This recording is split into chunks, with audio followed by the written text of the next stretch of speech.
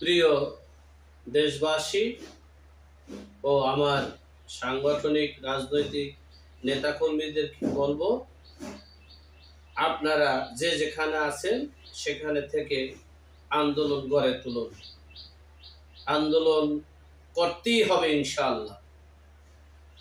প্রিয় দর্শক শ্রোতা সকলকে আমার আন্তরিক শুভেচ্ছা অভিনন্দন জানিয়ে আজকের বাংলাদেশের সমসাময়িক বিষয়ে কিছু আলোচনা করতে যাচ্ছি এই মিডিয়ার মাধ্যমে। আপনারা জানেন কোটা সংস্কার আন্দোলন সাধারণ ছাত্রছাত্রীরা করেছে। সেখানে বাংলাদেশের সকল রাজনীতির ঊর্ধ্বে কোনো রাজনৈতিক দলের না, এটা আওয়ামী লীগ, বিএনপি, জাতীয় পার্টি, নাগরিক উন্নয়ন পার্টি সহ সকলেরই প্রায় 90% জনগণের প্রত্যাশা ছিল সংস্কার করা। কিন্তু সেটাকে একটা দুষ্চক্রকারী সুযোগ নিচ্ছে এবং সেই সুযোগের সাথে সম্পৃক্ত আছে বাংলাদেশ গোয়েন্দা সংস্থা সহ ও মাননীয় প্রধানমন্ত্রীর কাছে কিছু দুষ্চক্রকারী এবং দুর্নীতিবাজরা থাকার কারণে দেশের এই অগ্নিসংযোগ এবং করুণ পরিণতি হয়েছে। এই বিষয়ে একটু ধারণা না দিলেই নয়। বাংলাদেশের যে 24 সালের নির্বাচনটা প্রধানমন্ত্রী চেয়েছে, যার যোগ্যতা আছে তিনি ভোটের মাধ্যমে, জনগণের ভোটের মাধ্যমে নির্বাচন করে আসুন। সেই লক্ষ্যে, সেই প্রত্যাশায় আমরা নির্বাচনে অংশগ্রহণ করেছিলাম যেভাবে যে মাধ্যমে পারছি। কিন্তু দুঃখের বিষয়ে এই বাংলাদেশের যে করুণ অবস্থা যারা সৃষ্টি করেছে তারাই নির্বাচনকে টুকিটাকি বিতর্কিত করার চেষ্টা তারাই করেছে। আর না হইলে এই বাংলাদেশের হাজার হাজার কোটি টাকা আর সম্পদ নষ্ট করেছে, সেখানে গোয়েন্দা বিভাগ কাজ করে তারা জানে না, তারা এটা প্রতিরোধ গড়ে তুলতে পারেনি। তাহলে বুঝেন সেখানে ব্যর্থতা কি গোয়েন্দা সংস্থার আছে না? তাদেরকে বিচারের আওতায় আনতে হবে দ্রুত।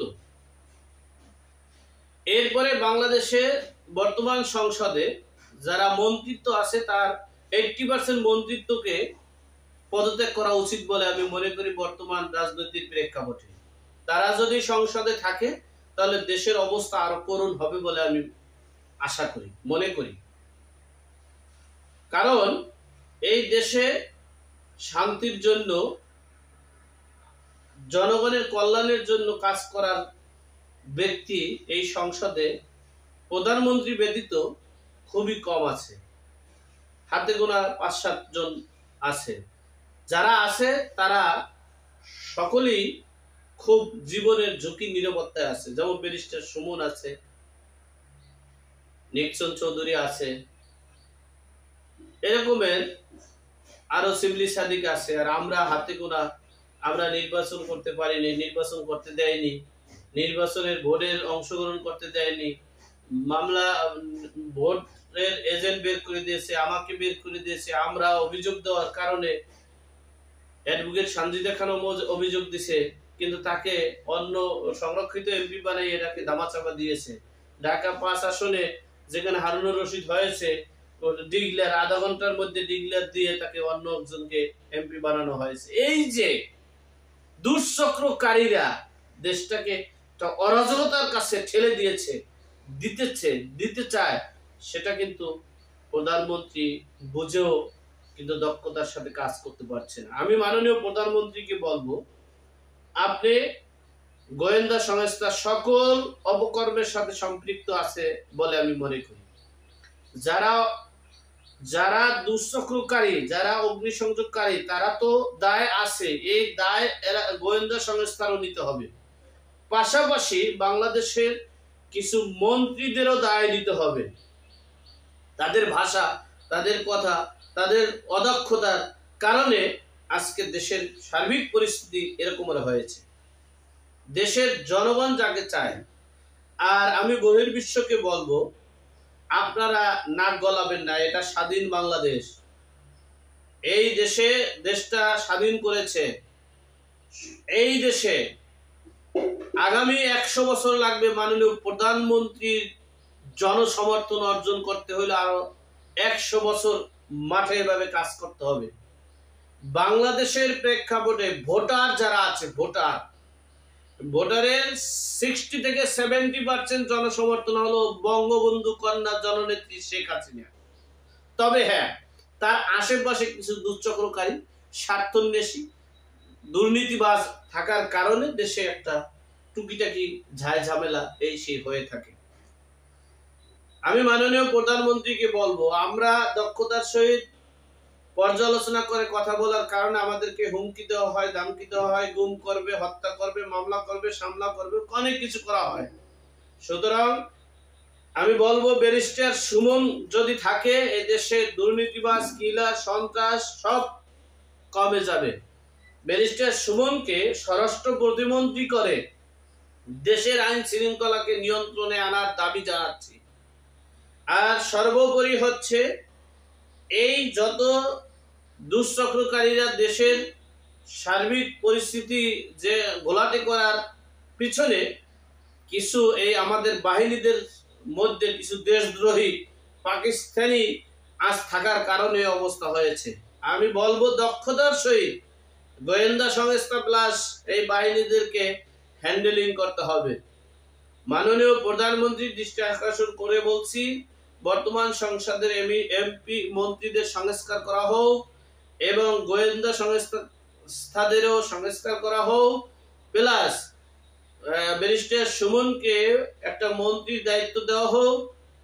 এরপরে হচ্ছে দেশের সার্বিক পরিস্থিতি নিয়ন্ত্রণে চলে আসবে বলে আমি মনে করি। আর আমি উদ্যত আহ্বান জানাবো, সকল দেশবাসীকে আহ্বান জানাবো, সকল রাজনৈতিক নেতাকর্মীদেরকে, আমার যে সকল 64টা জেলায় যে সকল রাজনৈতিক নেতাকর্মী আছেন, আপনারা যে যেখানে আছেন সেখানে থেকে প্রতিরোধ করে তুলুন। এ দেশ